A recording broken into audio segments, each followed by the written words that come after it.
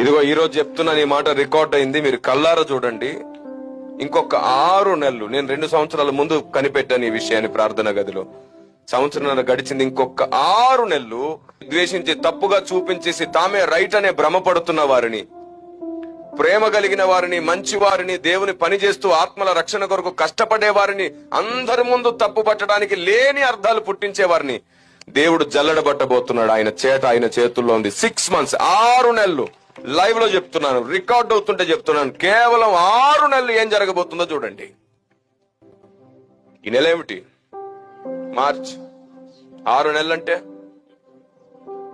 కదా, సెప్టెంబర్ నెల గడిచిపోయిన తర్వాత మీరు చూడండి ఏం జరుగుతుంది. జస్ట్ 6 months మీరు కనిపెడుతూ ఉండండి.